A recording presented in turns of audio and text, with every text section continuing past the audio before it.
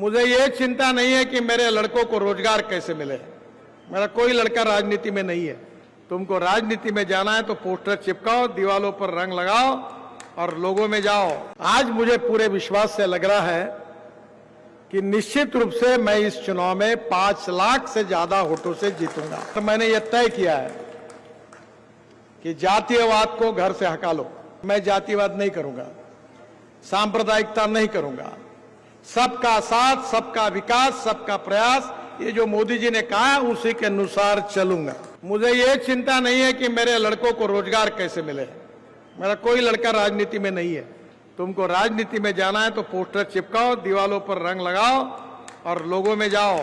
आपका ये प्रेम, आपका विश्वास, आज मुझे पूरे विश्वास से लग रहा है कि निश्चित रूप से मैं इस चुनाव में 5 लाख से ज्यादा वोटों से जीतूंगा।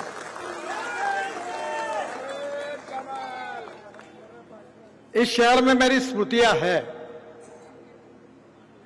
इसी बस्ती में मुन्ना महाजन और उस समय हम सब युवा मिलके दीवारों पर लिखने का काम करते थे। यहां एक इम्प्रेस मिल की दीवार थी। मैं याद कर रहा था कि उसके ऊपर चूना लगाने का काम मैंने किया था क्योंकि मेरा हैंडराइटिंग बहुत खराब था। आप सब लोगों ने मुझे बहुत प्रेम दिया। ये जितनी बातें बताई जा रही है, मैंने टनल्स बनाए, एक्सप्रेस हाईवेज बनाई, बड़े बड़े ब्रिज बनाए, गंगा पर 11 ब्रिज बनाए, ब्रह्मपुत्रा पर बनाए, वर्ल्ड के 7 रिकॉर्ड हुए। पर ये सब काम मैं इसीलिए कर सका कि आप लोगों ने मुझे जो प्रेम दिया, विश्वास दिया और समर्थन दिया, उसके कारण। अगर आप नागपुर में,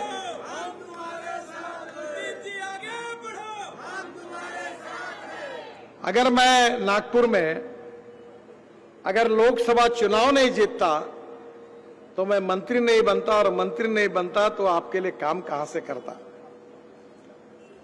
तो जो मैंने कुछ काम किया है उसका श्रेय मेरे सामने बैठे हुए सभी कार्यकर्ता भाई और बहनों को है,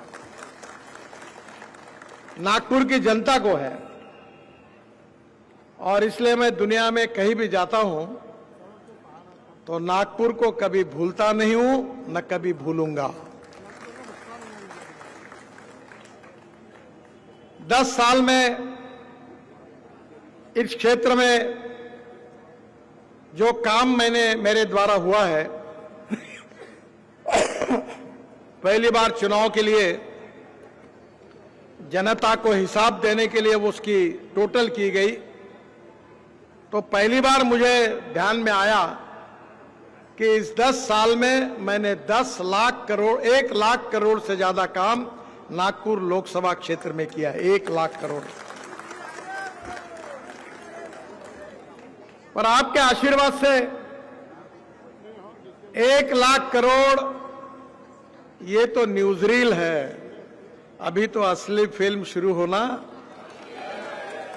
और काम करेंगे और तुम्हारे हमारे सबके नागपुर को दुनिया की पटल पर ले जाएंगे।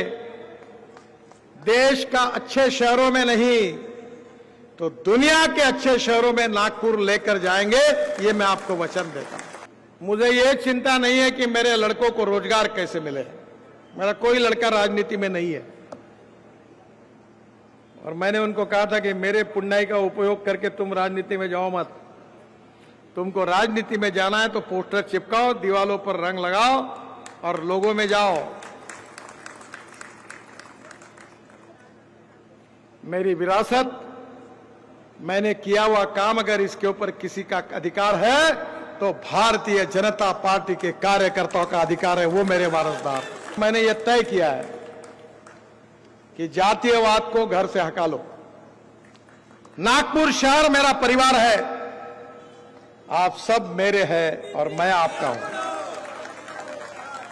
मेरे यहां कोई भी कैंसर, हार्ट का रुग्ण हो, कोई दिव्यांग हो, मेरी मां ने मुझे बताया था कि तुम इनकी सेवा करते रहो, तुमको कोई कमी नहीं होगी। परसों मैंने करीब 90 इलेक्ट्रिक पर चलने वाली ट्राइसिकल दिव्यांगों को दी। जब मैं उनके पास गुलाब का फूल दे रहा था, उनके आंखों में आंसू थे। 350 लोगों को पैर लगा के दिए। वो फुटबॉल खेलने लगे, बुलेट चलाने लगे। मैंने मन में कहा कि सब कुछ मिल गया। जात, पंथ, धर्म, भाषा, चाहे दुनिया कुछ भी कहे, जिसको देना है वोट दे। एक आदि के नाराज होगी तो कोई बात नहीं, पर मैं जातिवाद नहीं करूंगा, सांप्रदायिकता नहीं करूंगा।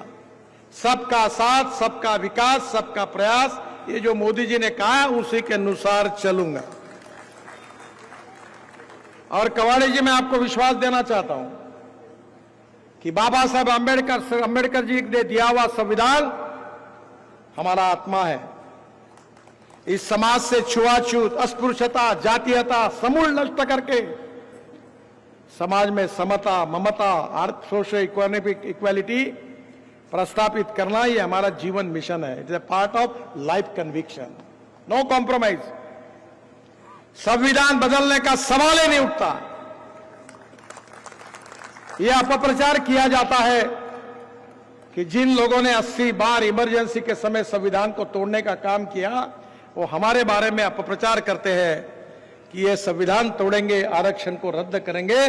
जब लोगों को कन्विंस नहीं कर सकते तो कंफ्यूज करने की कोशिश करते हैं।